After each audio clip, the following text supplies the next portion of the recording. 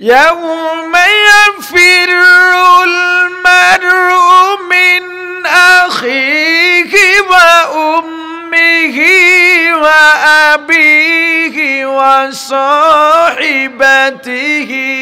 وبنيه।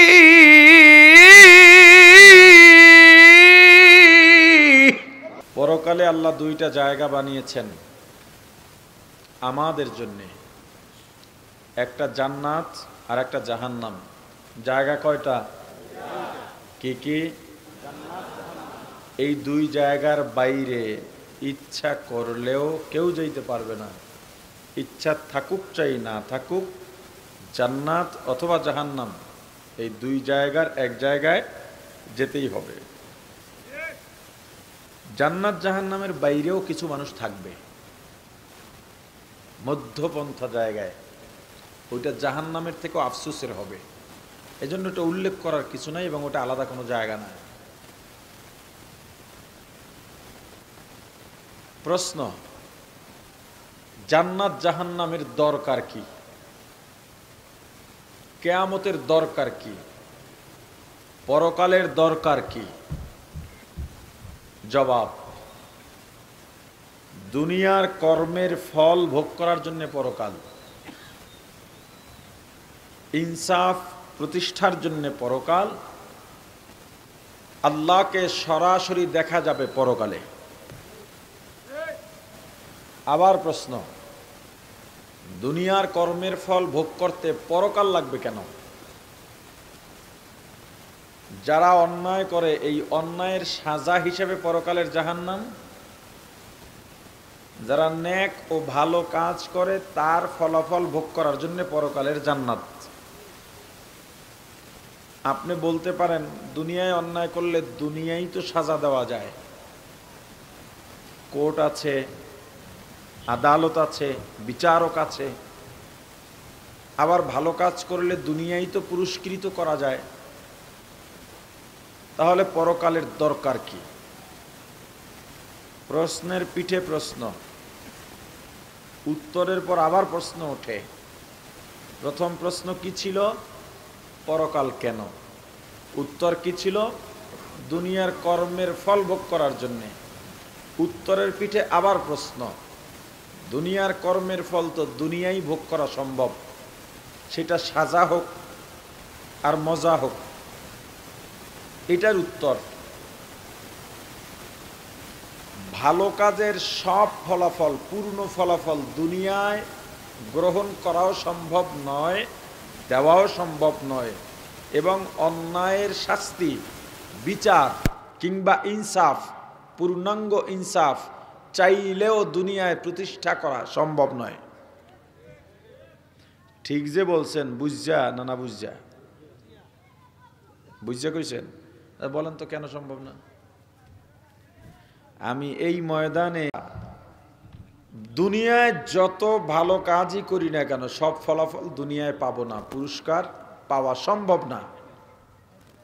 উদাহরণ, এর আগে আপনারা একটু সবাই বলেন সুবহানাল্লাহ। সবাই বলছেন? এই সুবহানাল্লাহ বলার সাথে সাথে আপনার জন্য জান্নাতে একটা ফলের বাগান তৈরি হয়ে গেছে।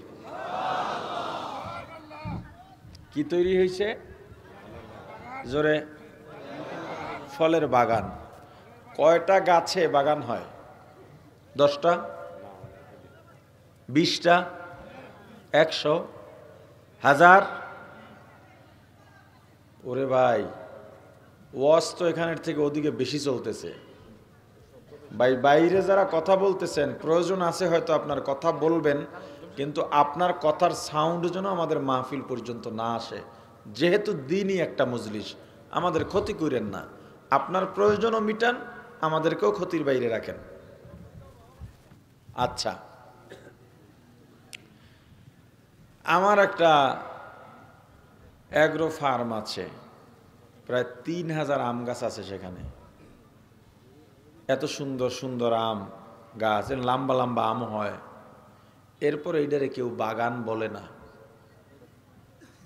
আমি ধরে নিলাম যে এতগুলো গাছ এরপরও বাগান বলে না, তো অন্তত 10,000 গাছ লাগাইলে মানুষ বলবে এটা আমের বাগান।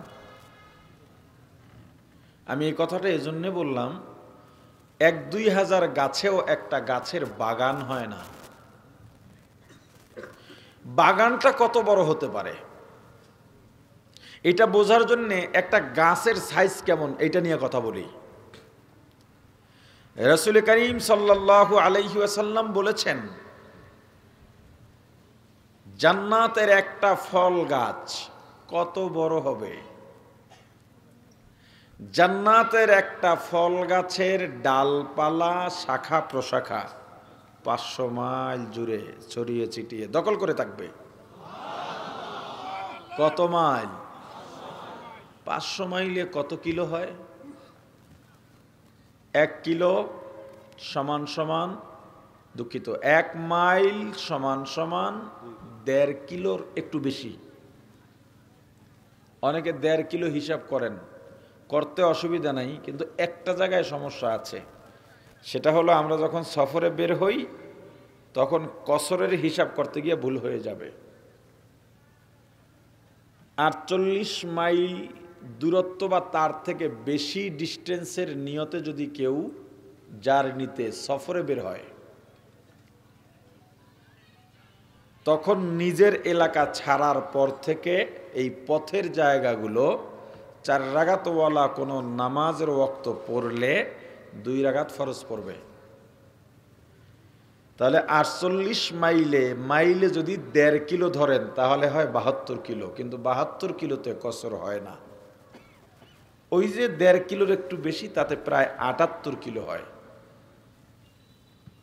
তো 500 মাইলে কিলোমিটার যদি হিসাব করি প্রায় 800 কিলো হয়।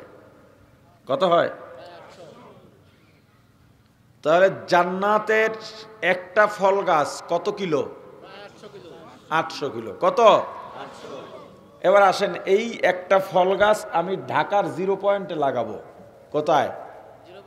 আরে বোঝে না, কোথায়? ঢাকার 0 পয়েন্টে লাগাইলে পুরো বাংলাদেশটা কভার হয়ে যাবে। কারণ ঢাকার 0 পয়েন্ট থেকে বাংলাদেশের কোনো প্রান্ত 800 কিলো নাই। কক্সবাজার টেকনাফ 800 কিলো না। আপনাদের সিলেট, সুনামগঞ্জ, ছাতক বা এদিকে যত বর্ডার আছে, কোথাও ঢাকা 0 পয়েন্ট থেকে 800 কিলো না। ওদিকে জামালপুর, শেরপুর, ঝিনাইগাতি 800 কিলো না। ওদিকে রংপুর, কুড়িগ্রাম 800 কিলো না। ওদিকে কুষ্টিয়া, ভেড়ামারা 800 কিলো না। খুলনা, কুয়াকাটা ঢাকা থেকে 800 কিলো নয়, বরং 500 কিলো নাই। তাহলে আমরা ধরে নিতে পারি জান্নাতের একটা ফল গাছ মানে পুরা বাংলাদেশ কভার। একটা ফল গাছে পুরা বাংলাদেশ শেষ। একটা ফল গাছ বাংলাদেশের সমান। তাহলে এরকম একটা ফলের বাগান কতগুলো গাছ হতে পারে, আর বাগানটা কত বড় হতে পারে? তাহলে আপনার জীবনে আপনি কি একবার সুবহানাল্লাহ বলছেন? বলে না। 1000 বার বলেছি, আমরা 1,00,000 বার বলেছি, কোটি বার বলা হয়েছে। তাহলে প্রত্যেক সুবহানাল্লাহ একটা ফলের বাগান। আপনি দুনিয়ায় যদি এই ফল বাগান চান, কই রাখবেন কোন? কথা বলে না।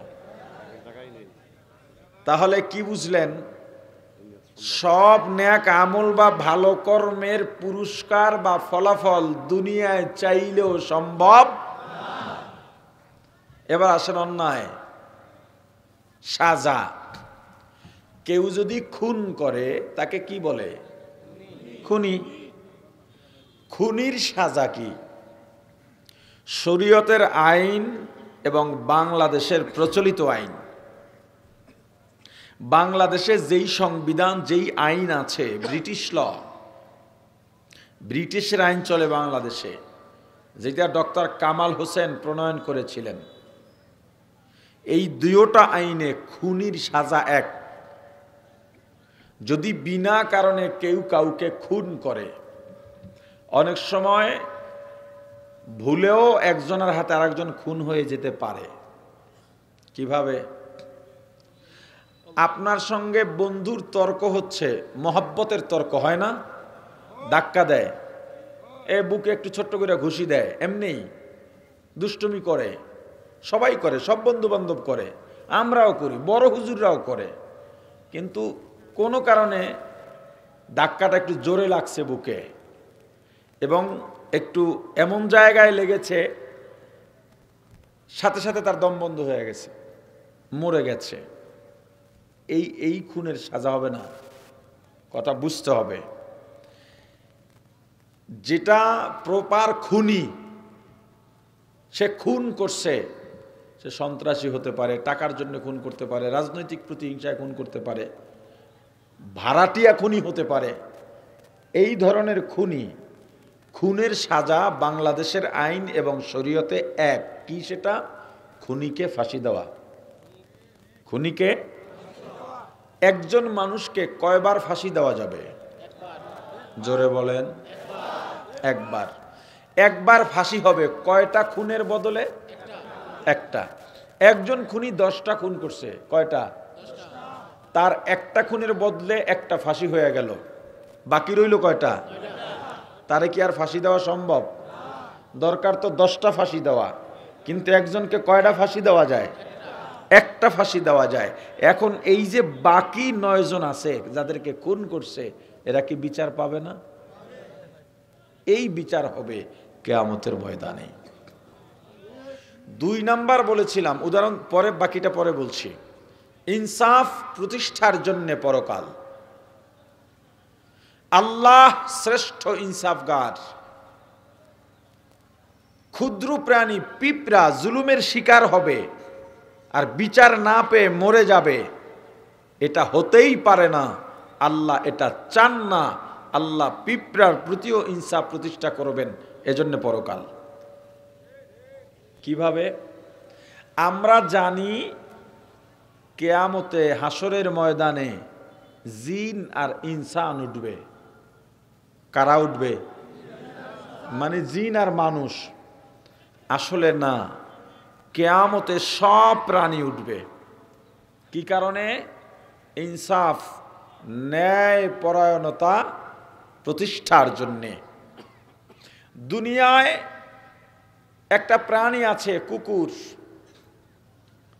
শক্তিশালী কুকুর কোনো দুর্বল কুকুরকে যদি সামনে পায়, দুর্বল কুকুরের কোনো দোষ লাগে না, অন্যায় লাগে না। বিনা কারণে 2 মাইল দৌড়াইয়া হলেও ওই কুকুরকে কামড় দেয়। এই খাসলত কার?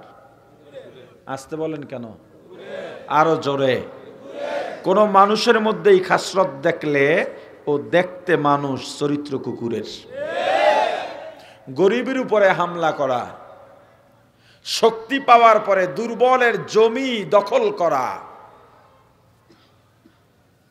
বাড়ি ঘর ছাড়া করা, এটা কুকুরের খাসলত। কার খাসলত? আর জোরে বলেন। রিকশায় উঠছেন, গন্তব্যে পৌঁছার পরে রিকশাওয়ালা বলল, ভাই ভাড়া হবে 20 টাকা। এখন তো ভাই কয় না, এখন কয় কি? এখন কি ডাকে? কথা কয় না, মামা। কই ফাইলায়? কোন কালের তুমি আমার মায়ের ভাই হইলা, এটা কও আগে। আল্লাহর রাসূল বলছেন, আল মুসলিমু আখুল মুসলিম। মুসলমান মুসলমানের ভাই, আর ভাইয়ের চাইতে সম্পর্ক এই পৃথিবীতে আর কিচ্ছু নাই। অথচ তুমি মামা বানায় দিলা। মামা বলবেন আর কেউ রে? কথা কয় না। মামা বলবেন? কি বলবেন? জোরে ভাই। রিকশাওয়ালা বলল, ভাই 20 টাকা ভাড়া। আপনি ধমক দিলেন। আহা, এগুলো কি হচ্ছে এখানে? হ্যাঁ,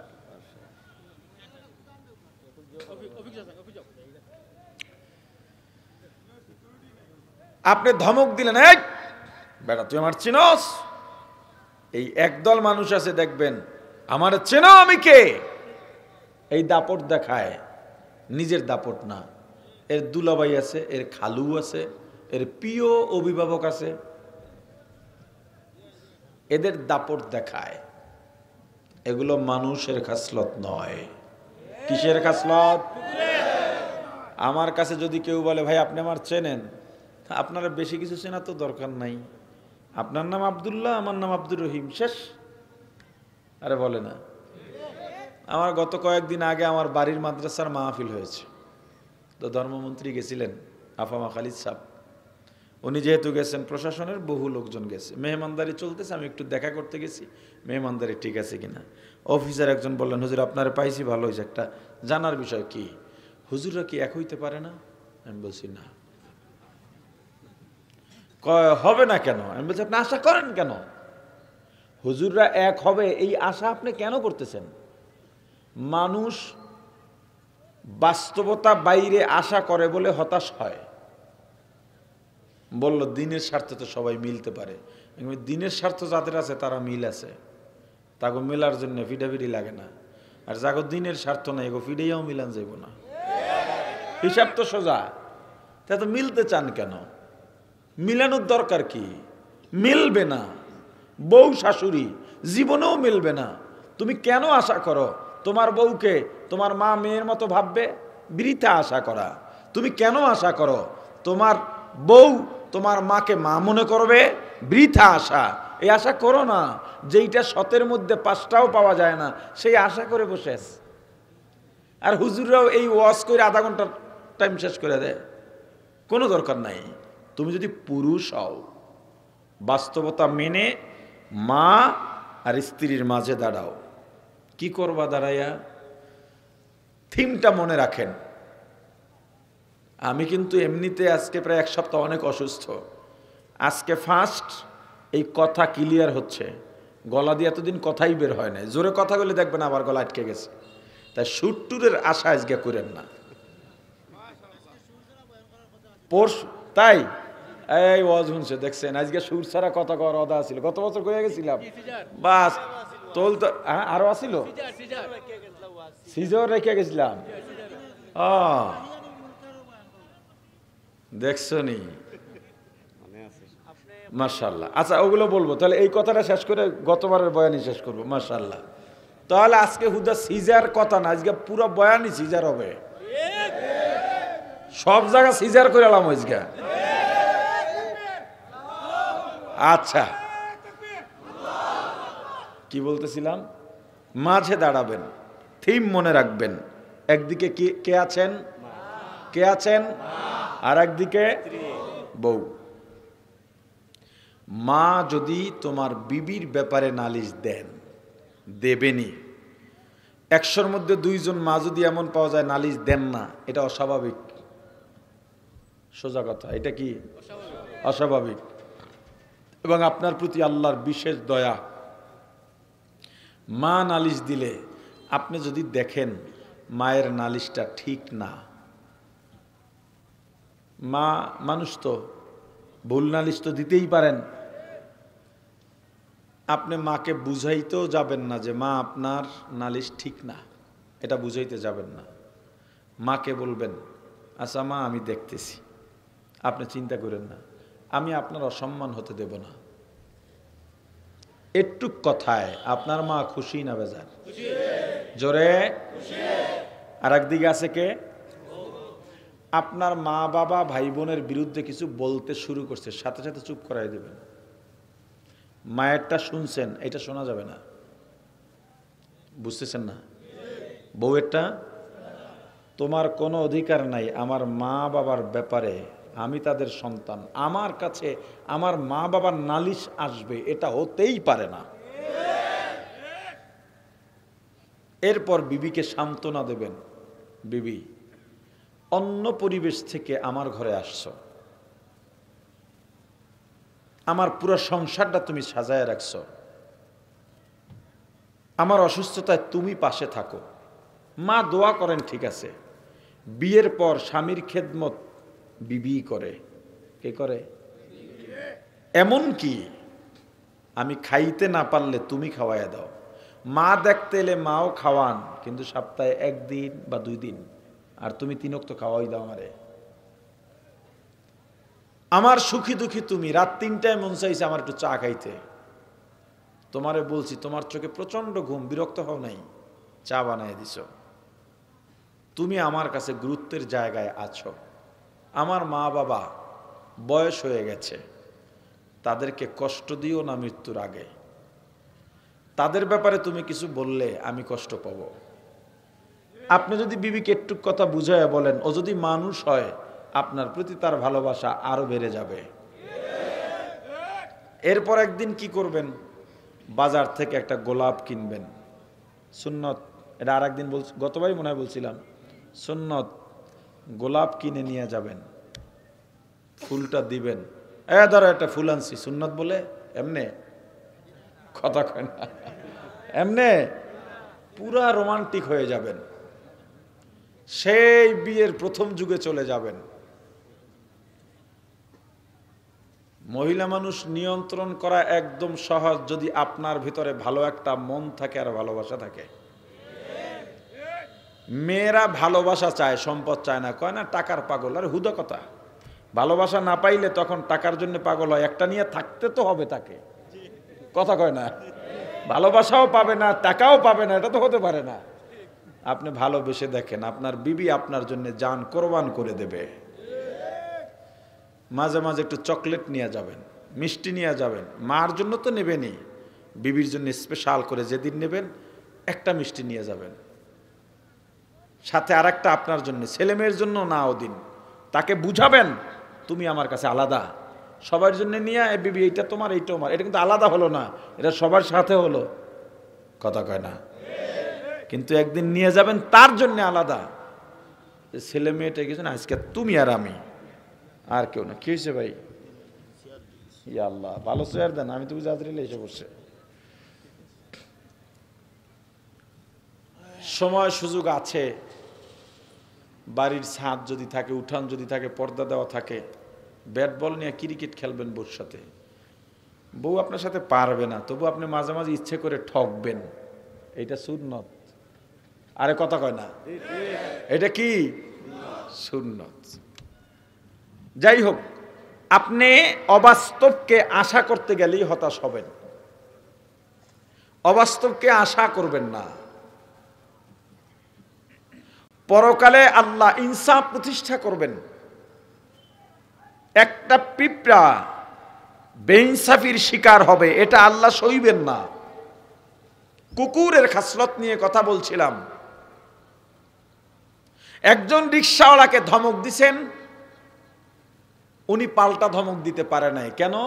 আপনার থেকে সে দুর্বল। সে মনে করতেছে উনি পাল্টা ধমক দিলে আপনার হাতের মাইর খাবে। কষ্টটা এখানে জমা হয়ে যায়, কষ্টে বুকটা ব্যথা হয়, আল্লাহর আরশও কাঁদে। এইভাবে আপনার চেয়ে দুর্বলকে অন্যায়ভাবে কখনো ধমক দেবেন না। আপনার অধীনস্থ কর্মচারী হলে ভুল করলে ধমক দেওয়া ভিন্ন কথা, আর একজন আপনার কেউ না। আপনি এক রাজনীতি করেন, আর একজন আর এক রাজনীতি করে, ওই রাজনীতি আপনার কাছে দুর্বল, আপনি তার সব ছিনায় নিলেন। এগুলো করবেন না। 15 বছরের ইতিহাস থেকে শিক্ষা না নিতে পারলে তোমাকেও পালাবার প্রস্তুতি নিয়ে কাজ করতে হবে। হিসাবটা সোজা। সংশোধন হওয়ার সুযোগ আল্লাহ বারবার দেন না, শিক্ষা নেওয়ার সুযোগ আল্লাহ বারবার দেন না। বাজারে গিয়া মুরব্বী মানুষ, গরিব মানুষ শাক বিক্রি করে, কলা বিক্রি করে, তরকারি বিক্রি করে, আপনি গিয়া দরদাম করতেছেন, এটা কত শাকের আটা? বলে বাবা 10 টাকা। না হবে না 5 টাকা। অথচ এই তুমি বিল্ডিং এর কাজ করছো, ফোন দিছো রড সিমেন্টের দোকানে, ইটের ভাটায়, ভাই আমার 2 গাড়ি ইট লাগবে, 5 টন রড লাগবে, 100 বস্তা সিমেন্ট লাগবে, এটা একটু পাঠায় দেন দ্রুত। মেমোটা দিয়ে একটা ছেলে পাঠাইয়েন। বাড়িতে পৌঁছে গেল, মেমো নিয়ে গেল দোকানের একটা ছেলে, মূল্য 10 লাখ টাকা, টাকার চেক লিখে দিলেন। যেই ছেলেটা নিয়ে গেছে ওকেও টিপস দিলেন 1000 টাকা, দরদাম করলেন না। অথচ গরিবের 10 টাকা শাকে আপনি দরদাম করতেছেন। মানুষ তো শুধুমাত্র চেহারায় মানুষ হলে হবে না।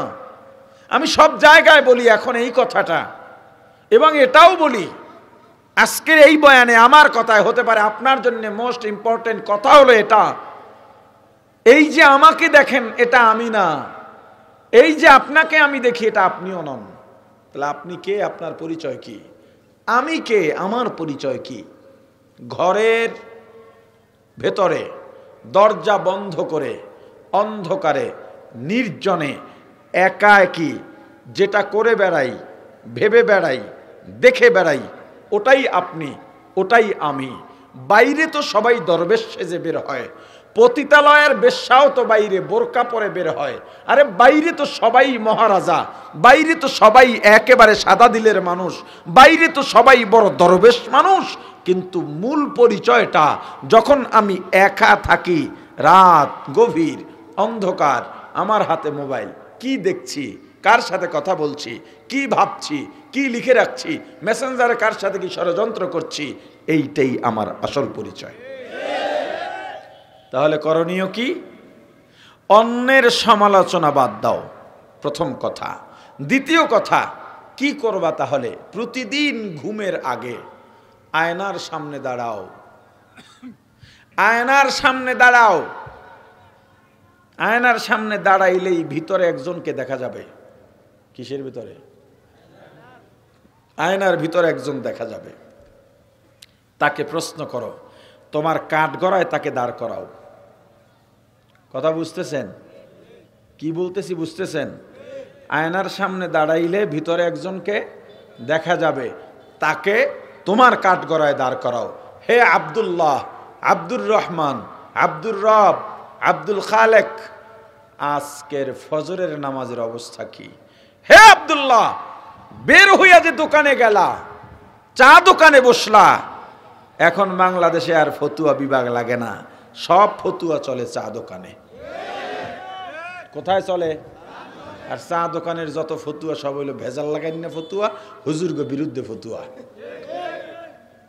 তুমি যে দোকানে বসে এই সমালোচনা করেছিলা, ঠিক করেছ? তুমি যে এই মিথ্যা বলেছিলা, ঠিক করেছ? অমুক মুরব্বীকে ধমক দিয়েছ, ঠিক করেছ? অমুক গরিবকে আয় হায়, এই আশেপাশে বিড়ি খাইকে দেন তো সর্বনাশ হয়ে গেছে, সর্বনাশ। বসতেই পারবো না আমি কোনোভাবেই, এইটা আমি একদম নিতে পারি না।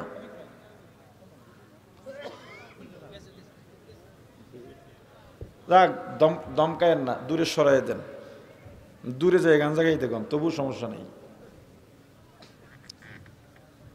আজকে সারাদিন তোমার কর্মলিপি এই এটা কি করলে তুমি? তুমি যদি মানুষ হয়ে থাকো, অন্যায় করে থাকলে তোমাকে এই অন্যায় ঘুমোতে দেবে না। যে মানুষ তাকে অন্যায় ঘুমাইতে দেয় না, বিছানায় শুয়ে এপিঠ ওপিঠ, এপিঠ ওপিঠ, আহ কি করলাম, আহ কি করলাম, আমি মানুষ, আমি কিভাবে আমার চেয়ে বয়সে মুরব্বী একজনকে ধমকাইলাম, এটা আমি ঠিক করি নাই। এটা যদি আপনি মানুষ হন, আপনার অবস্থা এটা হবে। অমানুষ হলে আপনি নিশ্চিন্তায় ঘুমাতে পারবেন। তাহলে আয়নার ভিতরে কাকে দেখা যায়? কথা বলে না? এই নিজেকে নিজের কাঠগড়ায় দাঁড় করান, আপনি দেখবেন আপনার অন্যায় আর অনীতির কোনো শেষ নাই। অন্যের সমালোচনা করেন কোন সময়? অন্যায় মানুষকে ঘুমাইতে দেয় না, যদি সে মানুষ হয়। আর যখন আপনার ভিতরে অন্যায়ের এই পরিতাপ অনুতাপ চলে আসবে, আফসোস চলে আসবে, এইটার দাম আল্লাহর কাছে কত। এক আল্লাহর ওলি মসজিদ থেকে বের হইছেন, দেখেন একজন সাধারণ মানুষ, আহ আল্লাহ এ কি হলো, আল্লাহ আমার সব শেষ হয়ে গেল, আল্লাহ আমাকে মাফ করে দেন। আহ কি একটা দরদ, কি একটা কষ্ট, শুধু চিৎকার করতেছেন। আল্লাহর ওলি বললেন, বাবা একটু শান্ত হও। কি হয়েছে তোমার? হুজুর, বহু বছর পর্যন্ত আপনাদের জবানে তাকবীরে উলার ফজিলত শুনে তাকবীরে উলা সহকারে নামাজ পড়ি, তাকবীরে উলা আমার কাজা হয় না, আজকে আমার তাকবীরে উলা ছুটে গেছে। হুজুর বললেন, তোমার সাথে আমি একটা সওদা করতে চাই। কি করতে চাই? বলে হুজুর কি?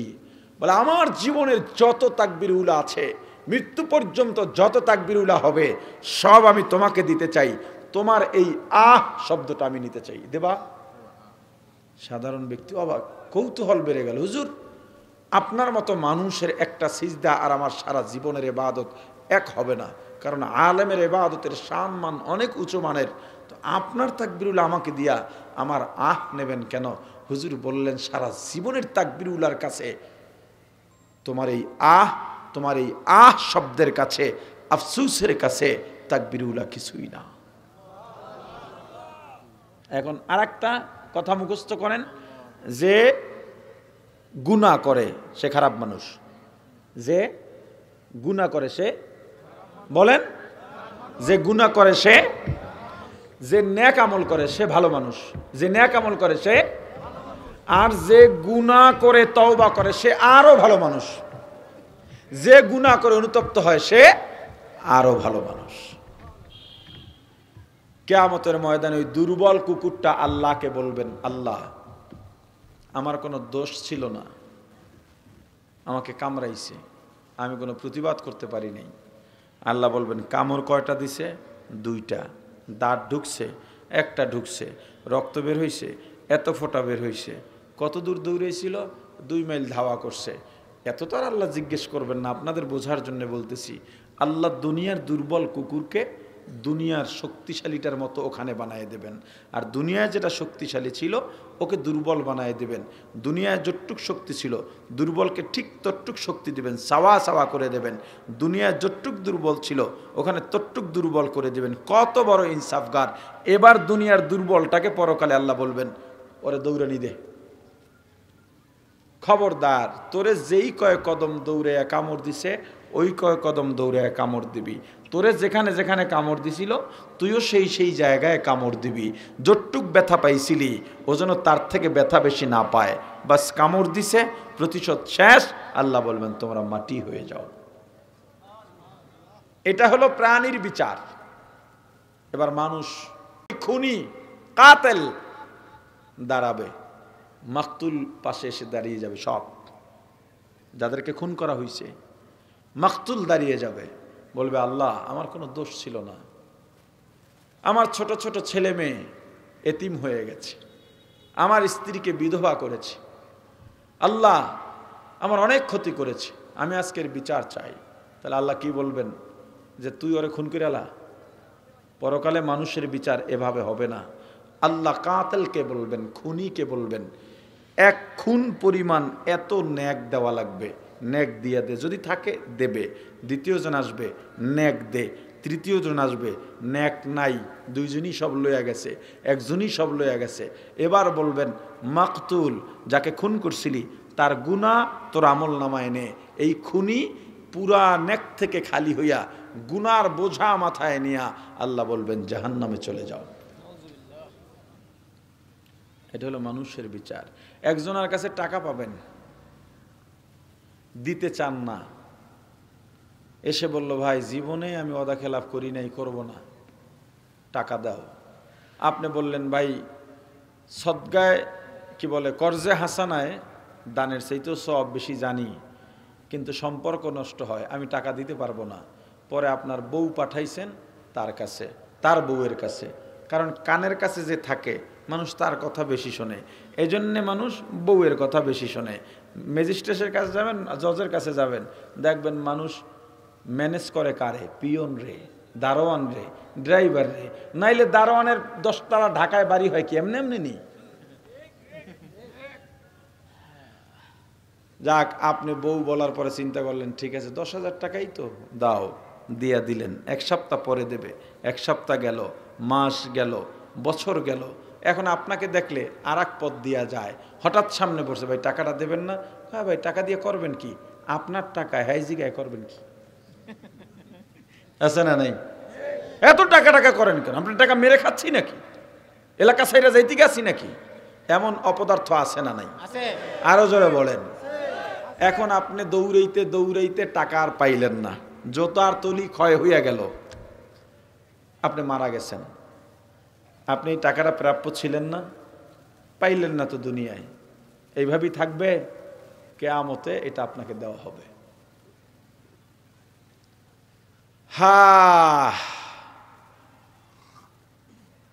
পরকাল এজন্য দুনিয়ার কর্মের ফল ভোগ করার জন্য, দুনিয়ার ভালো কর্মের ফল ভোগ করার জন্য পরকালের জান্নাত,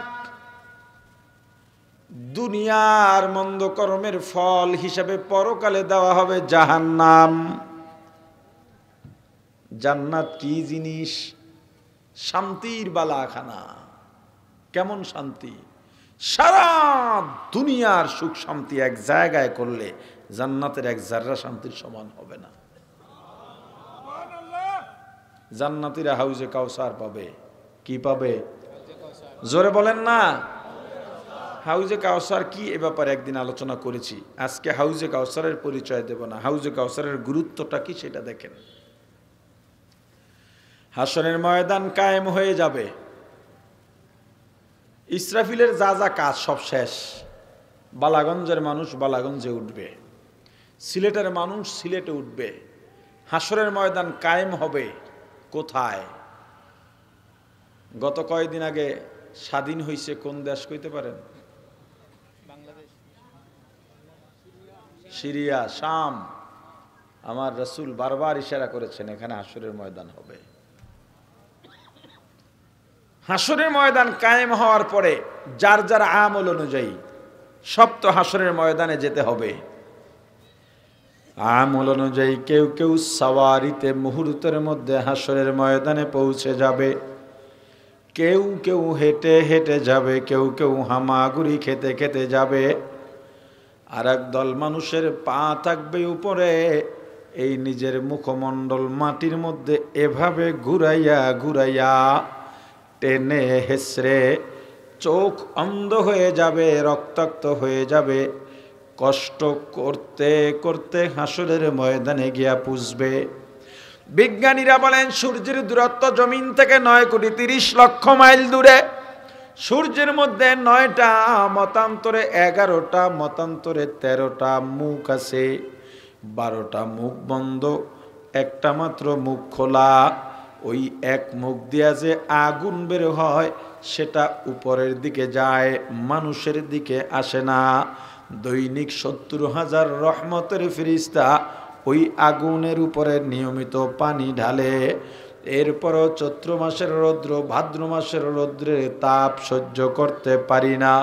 কিন্তু কিয়ামতের ময়দানে 9,30,00,000 মাইল দূরে থাকবে না, প্রত্যেক মানুষের সর্বোচ্চ বেশি থেকে বেশি 1 মাইল উপরে এসে পড়বে। 12টা মুখ বন্ধ থাকবে না, সব মুখগুলো খোলা থাকবে।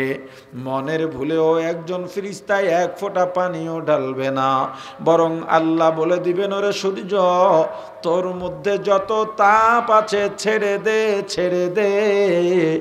দুনিয়ায় উলামায়ে কেরাম এত বুঝাইল, নবীরা বুঝাইলেন, কত আলেম তবলিগওয়ালারা পীর মাশায়েখ এত বুঝাইলেন, এরপরেও আমার দিন মানে নাই, রাসূলের আদর্শ মানে নাই। যত তাপ আছে ছেড়ে দে। কিয়ামতের ময়দান এত কঠিন হবে, এত গরম, মানুষগুলো পাগলের মতো হয়ে যাবে। বিচার কাজ শুরু হওয়ার আগে কমপক্ষে 40 মতান্তরে 40,000 বছর, 40 বছর মতান্তরে 40,000 বছর হাসরের ময়দানে অপেক্ষা করা লাগবে। ওই সময়টা মানুষ ঘামতে ঘামতে হাসরের ময়দানে আমল অনুযায়ী কারো পায়ের টাকনগিরা গোড়ালি পর্যন্ত ঘামে ডুবন্ত থাকবে, কারো কারো হাঁটু পর্যন্ত ঘামের মধ্যে ডুবন্ত থাকবে, কারো কারো কোমর পর্যন্ত, কারো কারো গলা পর্যন্ত। আর একদল নাফরমান ওই ঘামের মধ্যে হাবুডুবু খাইতে থাকবে। আর সবাই আল্লাহর আরশের দিকে তাকিয়ে তাকিয়ে অপেক্ষা করবে, বিচার কাজ এখনো শুরু কেন হয় না। তারা মনে করবে কিয়ামতের ময়দানে এত কঠিন এক পরিস্থিতি তৈরি হবে, তারা মনে করবে বিচার হইয়া গেলেই বুঝি বেঁচে গেলাম। কিন্তু এত সহজ নয়। বিচারের ময়দানের এই শাস্তি, এই কঠিন ভয়াবহতা তো সামান্য। যার যার চিন্তায় শুধু পাগল পারা হইয়া ঘুরবে, নবীরা পর্যন্ত পাগল পারা হইয়া ঘুরবে। কেউ কাউকে পরিচয় দেবে না, কেউ কারো সামনে উপকারেও আসবে না। ইয়াউমা ইয়াফিরুল মারউ মিন আখিহি ওয়া উম্মিহি ওয়া আবিহি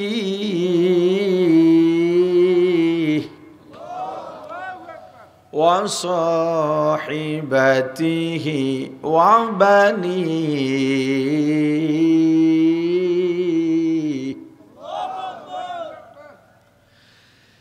يوم يفر المرء من أخيه وأمه وأبيه وصاحبته وبنيه।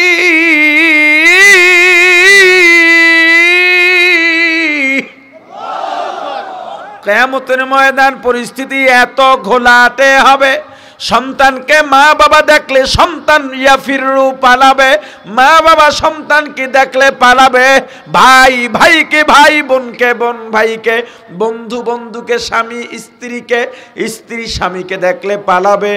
বরং স্বামী স্ত্রী যদি দেখা হয়েই যায়, যেই বিবিকে নিয়ে সারা জীবন একই বিছানায় কাটাইলাম, ওই বিবি তোমাকে দেখে বলবে আমার তো বিয়েই হয় নাই। কিয়ামতের ময়দান নবীরা পর্যন্ত নফসি নফসি বলে চিৎকার দিয়া কাঁদবেন আর দৌড়াবেন।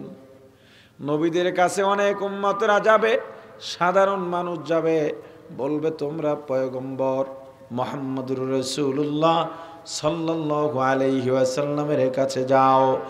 একজন মাত্র ব্যক্তি রহমাতুল লিল আলামিন সাইয়্যিদুল মুরসালিন ইমামুল মুরসালিন খাতামুন নবীন শাফিউল মুজনিবিন উম্মতের কান্ডারি মানবতার মুক্তির দূত সাইয়্যিদুনা মুহাম্মদুর রাসূলুল্লাহ সাল্লাল্লাহু আলাইহি ওয়াসাল্লাম উম্মতি উম্মতি বলে কাঁদবেন। কঠিন পরিস্থিতি হাসরের ময়দান। 40 বছর অপেক্ষা, 40 বছর পর, এটা দুনিয়ার 40 না, পরকালে একদিন দুনিয়ার 50,000 বছর। পরকালের গণনার 40 বছর অপেক্ষার পর একদল ফেরেশতা গিয়া রাসূলকে বলবেন, হুজুর আপনার মাথা সেজদা থেকে উঠান, আল্লাহ জানতে চাইছেন আপনি কি চান। রাসূল আমার মাথা উঠায় বলবেন, আল্লাহ আপনি আমাকে প্রতিশ্রুতি দিয়েছিলেন আমার সুপারিশ আপনি গ্রহণ করবেন আজকের এই কঠিন দিনে। আল্লাহ বলবেন আপনার সুপারিশ গ্রহণ করা হবে, আপনি কি চান। আল্লাহ রাসূল বলবেন, আল্লাহ উম্মতেরা বড় কষ্ট পায়, বিচার কাজ শুরু হোক। আল্লাহ বলবেন সুপারিশ মানা হলো, বিচার এখনই শুরু হবে। হাবিবা আমার আপনি হাউজে কাউসারের কিনারায় গিয়া দাঁড়ান, আপনার উম্মতকে আপনার যাকে মনে চায় আমার আরশের ছায়ার নিচে জায়গা দেন, আর হাউজে কাউসারের এক পেয়ালা পানি পান করা দেন। একবার যদি পান করে সারা জীবনেও আর পানির পিপাসা লাগবে না। আমার রাসূল ডাক দিবেন, উম্মতেরা আয়, দুনিয়ায় আমারে দেখো নাই, বালাগঞ্জে আমার কথা শুনে মোহাব্বত বাড়ায়া চোখের পানি ছেড়ে ছেড়ে কেঁদেছ, টাকা নাই পয়সা নাই, রওজায়ও সালাম দিতে পারিস নাই। এ উম্মত, ইন্তেকালের পর সব নবীর আসমানে গিয়েছিল, আমি নবী আসমানে যাই নাই। উম্মতের মায়ায় রওজায় আমার রাসূল এখনো জিন্দা নবী সশরীরে সিজদায় পড়ে উম্মতি উম্মতি বলে কাঁদে।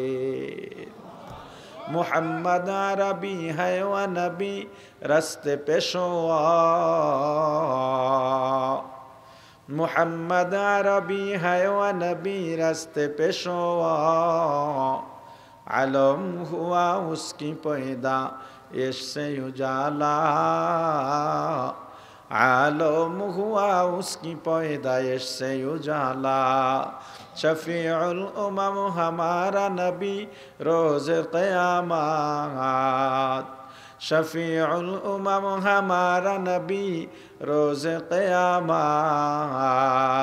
शफाअत करेगा अल्लाह के पास गुनहगार उम्मत, शफाअत करेगा अल्लाह के पास गुनहगार उम्मत।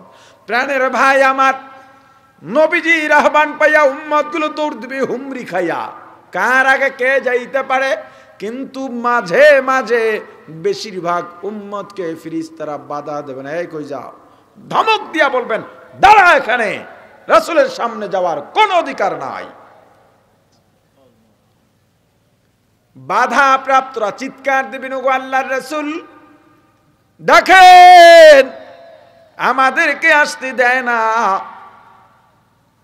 আমার রাসূল বলবেন ফেরেশতারা বাধা দিও না, বাধা দিও না, আমার উম্মতরে আসতে দাও। ফেরেশতারা জবাব দিয়া বলবেন ইয়া রাসূলুল্লাহ, ইয়া হাবিবাল্লাহ, আপনার তো জানা নাই আপনার ইন্তেকালের পর আপনার এই উম্মতেরা সুন্নাতের গুরুত্ব দেয় নাই, টুপি নিয়ে ফতুয়া দিছে, টুপি কি মাথায় দেওয়া লাগে নাকি? দাড়ি নিয়ে ফতুয়া দিছে, দাড়ির কোনো গুরুত্ব ওদের কাছে ছিল না। দস্তরখান বিছায়া খানা খাওয়া লাগে জানতো না, ইস্তেঞ্জায় ঢোকার দোয়া জানতো না, বের হওয়ার দোয়া জানতো না, মসজিদের দোয়া জানতো না, বাজারে যাওয়ার দোয়া জানতো না, ঘুমের দোয়া জানতো না, জাগবার দোয়া জানতো না, আপনার নামে দরুদও পড়তো না, বরং ব্যক্তির আদর্শ বাস্তবায়ন করতে গিয়া টাকা খুয়াইছে, মারামারি করছে, জেল খাটছে। কথা কয় না? কিসের মুসলমান রে বেটা তুই? আমার আল্লাহ বলেছেন লাকাদ কানা লাকুম ফি রাসূলিল্লাহি উসওয়াতুন হাসানাহ, हम सिराते मुस्तफ़ा दर तमामी हालेयो को इत्तेबाए सुन्नते खैरुल बशर गिरे लाजिम ताबुया बी आए पेसार। আল্লাহ বলছেন শ্রেষ্ঠ আদর্শ আমার রাসূলের আদর্শ। কে বলছেন? আল্লাহ। আল্লাহর কথা ভাল লাগে না? আল্লাহর কথা ভাল লাগে না? বাজারে গেলে মাছ ভালোটা না পচাটা? ভালোটা। তরু তরকারি পচাটা না ভালোটা? বাজারে গিয়া কম দামের জিনিস কিনলেও বলি টাকা কম কিন্তু প্রোডাক্ট ভালোটা দিও। তাহলে আদর্শের ক্ষেত্রে যেটা আল্লাহ বলে দিলেন, আমার রাসূলের আদর্শ উত্তম আদর্শ, শ্রেষ্ঠ আদর্শ। এরপরেও তুমি আব্রাহাম লিঙ্কনের পুঁজিবাদী কুফুরি গণতন্ত্রের নেতার পিছে দৌড়াও, বিনা কারণে, কোনো কারণ নাই। ফেসবুকে হুদাহুদি নেতার ছবি দিয়া লেখে প্রিয় অভিভাবক, কোনো দরকার নাই, কোনো অনুষ্ঠান নাই, কিচ্ছু নাই, হুদাহুদি। আর যদি কোনো একটার জন্মদিন আয়, উড়াইয়া লায় ফেসবুক।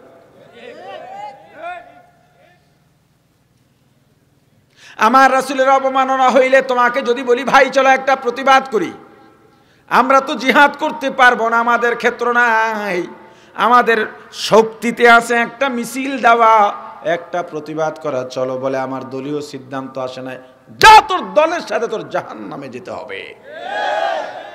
কিয়ামতের ময়দানে কোরআনে আল্লাহ বলেন কিয়ামতের ময়দানে নেতারে দেখাইয়া কর্মী করে বলবে ওই নেতা যেদিকে তোরা সেদিকে। হ্যাঁ, নেতা যেদিকে কর্মী সেদিকে। এখন তুমি যে নেতার লগে চলো, কয় নাম্বার জান্নাত আর জাহান্নামে যাইবে তুমি আমার থেকে ভালো জানো। কথা কয় না?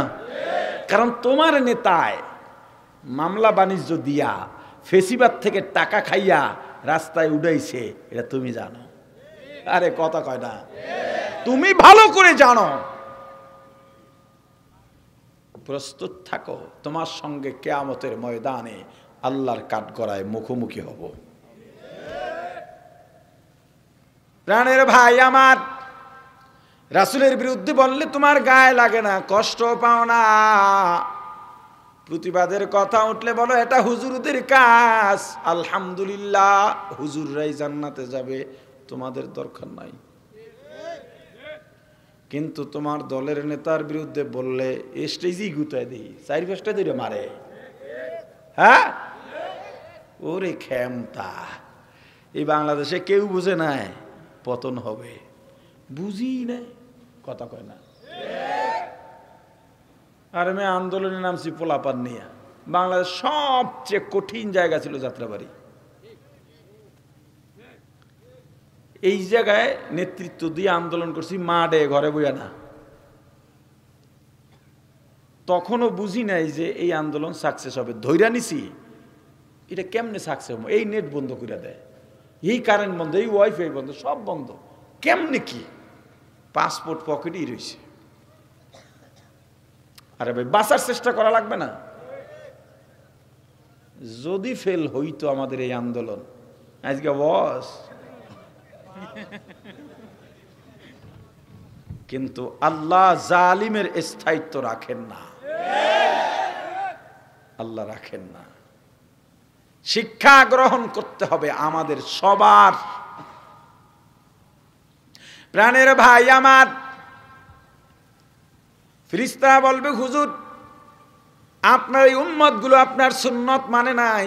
উলামায়ে কেরাম এত বুঝাইলেন, তবলিগের মুবাল্লিগরা হাতে পায়ে ধরে তাদেরকে বুঝাইলেন, পীর মাশায়েখরা চোখের পানি ছেড়ে কেঁদে কেঁদে বয়ান করে বুঝাইছেন, কিন্তু মানে নাই। আমার রাসূল বুকে কষ্ট নিয়ে বলবেন, সোহকান তোরা দূর হ, তোরা আমার উম্মত না। রাসূল যদি তাড়াইয়া দেন, কি জান্নাত? আরে কথা কয় না, জান্নাত। সাবধান হও ভাই, সাবধান হও। রাসূলের আদর্শের বাইরে কোনো সুযোগ নাই। মুসলমান, তুমি যদি রাসূলের উম্মতি দাবি করো আর কিয়ামতের ময়দানে সুপারিশ চাও, চেষ্টা করো। এখনো মারা যাইতে পারি, এই যে কথা বলতেছি না, এখন এখানে পড়ে যেতে পারি। যে ভারতের এক আলেম আসতেন, আল্লামা সোহরাব আলী কাসিমি রহিমাহুল্লাহ, এই কয়দিন আগে অজু কইরা বসছে, আসতে পড়ে গেছে। খুব ভালো আলোচক ছিলেন, ভালো আলেম ছিলেন, বুজুর্গ মানুষ ছিলেন। মানুষ কখন মারা যাবে কে জানে। এবার তার মনে ছিল না, তাড়াহুড়ায় তারাও বলে নাই। আগামীতে ইনশাল্লাহ এত দূরে, আর এই দূরে এই মাহফিল আমি এমনও দিই না, আমি জানতামও না। আমার এরাও কইছে যে আধা ঘন্টার পথ, আর কি আমার 2 ঘন্টা লাগছে আসতে সেখান থেকে। এরকম দেবো না ইনশাল্লাহ, এসার পরই বয়ানে বসে। কি দাওয়াত আবার দেবেন নাকি? ও দেবে। আমি মাহফিল দিছি সাইরা, কথা বুঝছেন? এই 2-1টা মাহফিল আমি না করে আর পারতেছি না, অসুস্থ দিন অনেক দূর, মানে এত দূরে তবু আসতে হয়েছে। এই কাকু উঠছেন কা? কি এটা কি? বন মিয়া, লাগবে না, বন।